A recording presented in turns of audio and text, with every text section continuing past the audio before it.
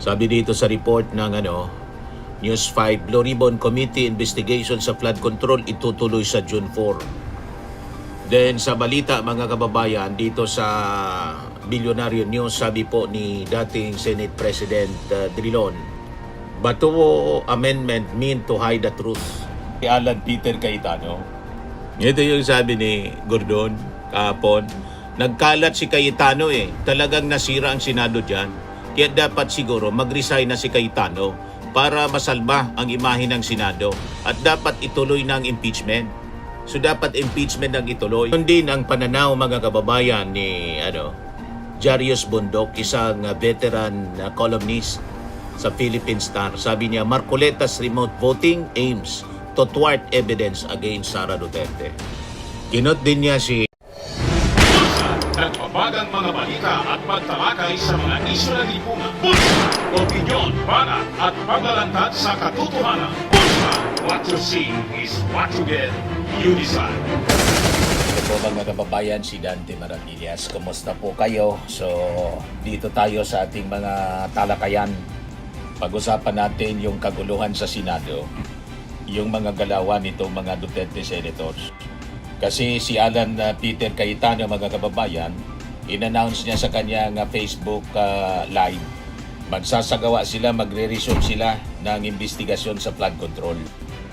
Sabi dito sa report ng News 5, Blue Ribbon Committee investigation sa flood control itutuloy sa June 4. Then sa balita mga kababayan, dito sa Billionaire News, sabi po ni dating Senate President Drilon, Bato amendment mean to hide the truth. Ano yun Mr. Maravillas, na sinasabi ni Drilon na Bato amendment? Yung pag-allow kay Bato mga kababayan na makapag-participate kahit nasa pagtago. Gustong baguhin yung rules ng Senado. At bigyang daan mga kababayan yung teleconference. So, sabi ni Drilon, ito anyang Bato Amendment due to its clear connection to a missing lawmaker. May clear connection na niya to a missing lawmaker. Ang issue lang dapat mapayagan ng absentee voting. Ito po yung tinatawag kong Bato Amendment na siyang magbibigay ng pagkakataong bumoto kahit ikaw ay wala sa session hall, sabi ni Drilon. Kaya po pinagtitibay nila yung kanilang majority by allowing absentee voting, at kaya po ino-oppose naman ng kabilang grupo ng minority dahil gusto nilang mailabas ito kung ano man ang katotohanan. Konektado po yan, at yung maamyendahan mayroong sapat na numero para maitago ang katotohanan. Kahit nandoon na, kahit nasa kulungan na, pwede silang bumoto dahil sa hindi kailangan ang personal na presence. Kaya yung intention mga kababayan, lahat ng galawan ng majority senators may connection po sa impeachment ni Sara Duterte. Kahit yung investigasyon po na gagawin, magre-resume daw ng investigation po yung Blue Ribbon Committee, at gusto pang mag-create ng subcommittee sa pamumuno po ni Marcoleta. Gusto ninyang lunurin ang issue sa impeachment at matuon yung atensyon ng publiko dito sa mga gagawin nila na drama, mga pasabog. Nagets ninyo kung paano yung galawan po ng Senate majority?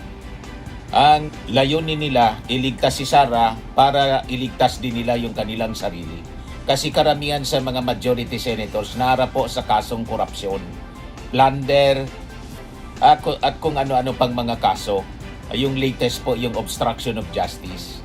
All of these cases, mga kababayan, na kinakaharap nitong mga majority senators, malulusutan nila pag naiupo nila si Sara Duterte sa eleksyon sa 2028. Yun ang kanila pong agenda.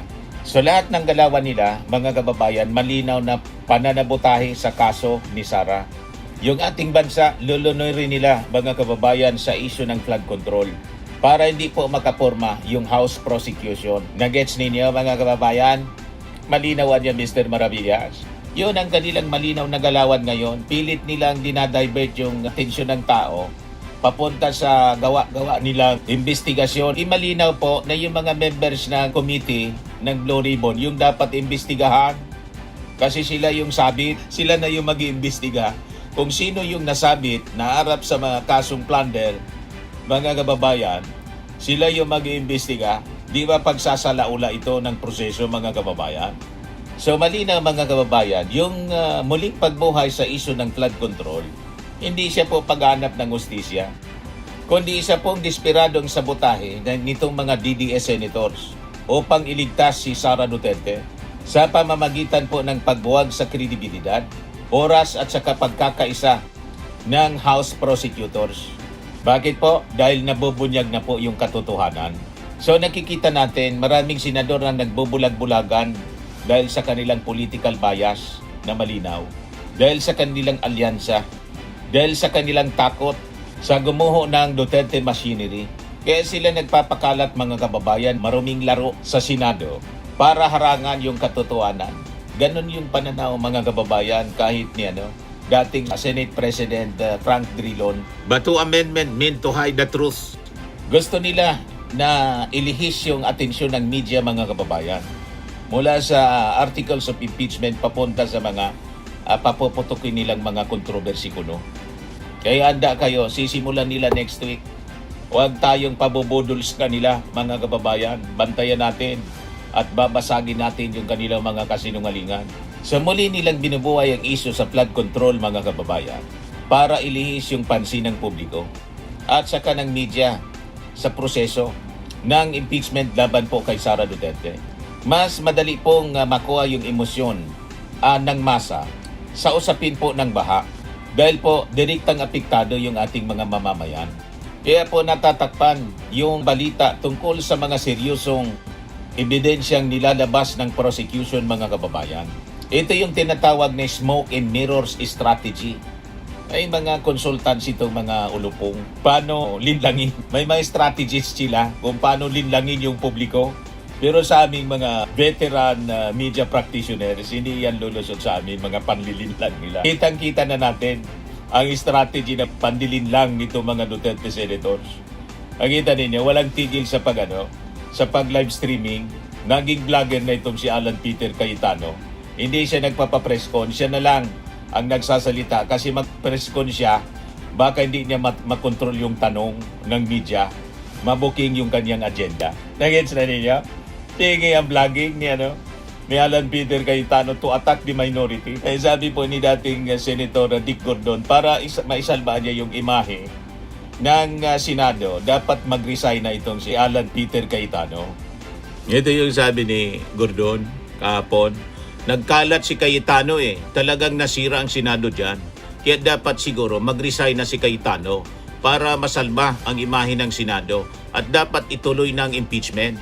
So dapat impeachment ang ituloy. Nililihis nila, mga kababayan, yung issue papunta doon sa Blue Ribbon na magsasagawa ng investigasyon sa flood control. Sila mismo yung mga sangkot sa flood control scandal. Yung mga members doon, majority po, sangkot sa plunder. Malinaw na pagsalaula, mga kababayan. Anong credibility nila mag-imbestiga na sila mismo yung sangkot? So malamang lilinisin nila yung kanilang pangalan. Di ba? So sa ilalim, mga kababayan, ng rules of evidence, ang pagpapalit ng paksa, malinaw po siyang diversionary tactic.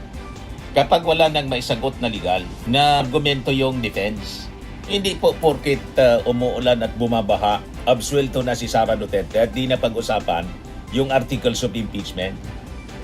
Tama? Ang krimen ng isa, mga kababayan, hindi po siya nabubura ng di umano'y kasalanan ng iba. Umarap dapat sa korte ng impeachment ng may legal na argumento. Huwag dapat gamitin, mga kababayan, yung calamity para i-divert ang issue. Yun ang script nila, mga kababayan, ngayon. Tapos, ang ginagawa nila, character assassination. So, malinaw po, ang nilalayon ng muling investigasyon sa flood control ay para guluhin ang takbo ng mga House prosecutors, mga kababayan, sa pamamagitan po ng pagdudumi sa kanilang mga pangalan. Kung mapapalabas ng Kamara itong mga kongresista ay sangkot sa mga questionable pondo ng baha, mawawalan sila ng moral integrity. At iisipin ng publiko na pari-pariyo man lang, pari-pariyo silang korap. Ano yung intensyon? Para hindi na po paniwalaan yung mga ebidensya laban kay Sara Duterte. Nagets ninyo yung strategy nila. So ganon ang kanilang gagawin. Kaya mga kababayan, magbantay tayo. Ililihis nila yung topic. So kapag hindi mo kayang gibain yung ebidensya, ang abogado o ang prosekusyon mismo yung gigibain. Ito yung maruming laro nitong mga DDS senators. Dodomihan nila yung pangalan nitong mga House prosecutors para palabasin nila na walang moral ascendancy para mag-imbestiga. Nagets na ninyo ang kanilang intensyon. Ngunit tandaan natin mga kababayan, ang ebidensya po ay may sariling boses. Kahit putikan pa yung mga taga-usig, ang mga dokumento, mga resibo, at mga testimonies po laban kay Sara Duterte, mananatili pong admissible at matibay po sa harap ng batas. At isa pang strategy na gagawin nila yung tinatawag na resource depletion mga kababayan.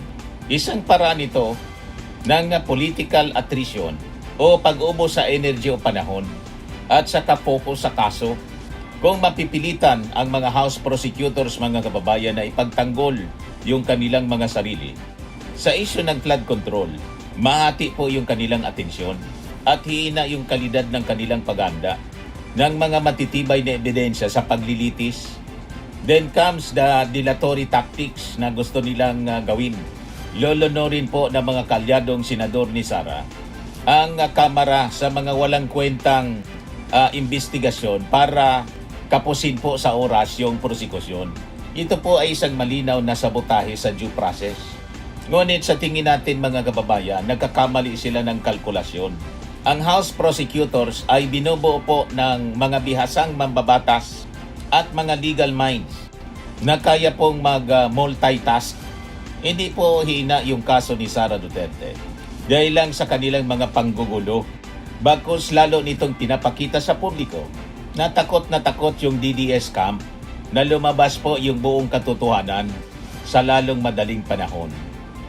Then yung style na lagi nating naririnig, divide and conquer. Gagamitin nila yung sensitibong issue ng pondo sa infrastruktura upang magtanim po ng hidwaan sa loob po ng koalisyong nagsusulong ng impeachment.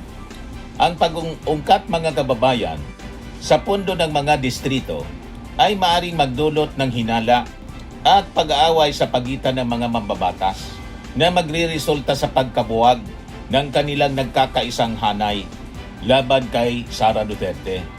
Then magpapalitaw sila ng mga frivolous insinuations. Sinusubukan ngayon ng mga DDS senators na magpakalat ng mga intriga sa pamamagitan ng pag-ungkat ng mga pundo ng mga distrito para Para mag-away-away po ang mga miyembro ng Kamara. Nag-gets ninyo ang mga strategy nila?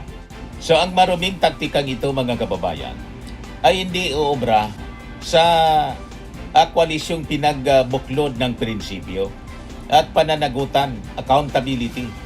Ang pondo ng bawat distrito ay dumaan po sa legal na proseso ng GAA, habang yung pondo po ni Sara ay may malaking question sa batas. Gaya nga ito ang subject ng impeachment cases. So susubukan nila ngayon as part of the desperation yung mutual assured destruction mga kababayan. So ang investigasyon sa baha ay nagsisilbing panakot o panabla nila para pilitin yung Kamara para makipagnegosasyon.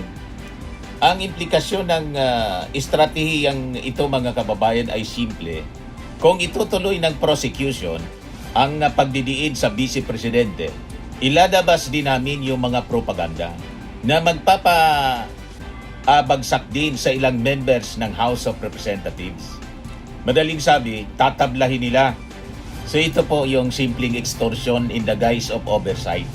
Ang strategy ito na kapag bumagsak kami, isasama namin kayong lahat. Tatak Duterte. So hindi po matatakpan ang pagbaha ng ebidensya laban po kay Sara Duterte sa pamamagitan po ng maruming mga propaganda, pag-atake sa credibility ng House prosecutors. Ngunit maigi na malaman agad ng ating mga mamamayang Pilipino ang mga plano nitong mga Duterte-aligned senators upang hindi maidlip ang taong bayan sa tunay na pananagutan. Kaya tama itong sinabi po ni dating Senator Drilon. Lahat ng galawan na nakikita ninyo para pagtakpan daw yung katotohanan. Ganon din ang pananaw mga kababayan ni Jarius Bundok, isang veteran columnist sa Philippine Star. Sabi niya, Marcoleta's remote voting aims to thwart evidence against Sara Duterte. Kinot din niya si dating Senate President Franklin Drilon. Sabi niya, that will be the public unraveling of Sara. Former Senate President Franklin Drilon told newsmen Wednesday, that's why they want remote voting to quash damning evidence and testimony. Hindi kaya nila kasi mga kababayan na baliktarin yung napakabigat na mga ebidensya na hawak ng prosecution. Kaya they're moving heaven and hell para hindi matuloy ang presentation. At kung matuloy, kailangan nilang sirain ang credibility ng prosecution para hindi paniwalaan mga kababayan. Ganon ang strategy nito mga Duterte senators na nakakalungkot na dapat hindi nila ito ginagawa kasi they are sitting as senator judges. Di ba po? Dapat impartial sila pero wala po eh. Talagang binaboy na nila yung Senado. Pinakita na nila yung kanilang totoong kulay. They're not senators of the Republic. They're senators of Duterte. Kasi nga po, pare-parehas po sila. Pare-parehas na harap sa kaso. Kita ninyo? Majority senators. Puro may kaso. Haros. Karamihan sa kanila. Majority of them ay nahaharap sa kasong plunder at kung ano-ano pa. Spending and lifting cream, pinapahid po sa mga pulses in affected area. Mainam po sa paninigas ng mga kaso-kasuan. Ito naman po, Automax Radiant Serum. Sa mukha naman yung application, anti-aging po siya. You will look 10 years younger than your age. Sa mga cancer patients naman po, baka lang gusto ninyo itong itry. Neng siya red mixed fruit drink. Hindi mo po siya gamot, food supplement siya. Kaya lang, gawa siya mga kababayan sa goji berry. Yung goji berry may anti-cancer properties. O ngayon, yung mga inquiries ninyo, dumiritso na lang kayo sa aming messenger sa Facebook para masagot namin agad. Ayos pa? Ayos na ayos niya, Mr. Maravilla. Sa mga nagana po ng malinis and spacious fitness gym, pumunta lang po kayo sa aming Colossal Fitness Gym. May Grab car rental din po kami. But anyway, ito po pala yung aming bagong product na binibenta online. I am worldwide amazing pure organic barley powdered drink mix from Australia. Negosyo to ng aking anak na architect entrepreneur Riz Maravillas. Ayan po. Kontakin na lang po ninyo siya, Riz Maravillas on Facebook.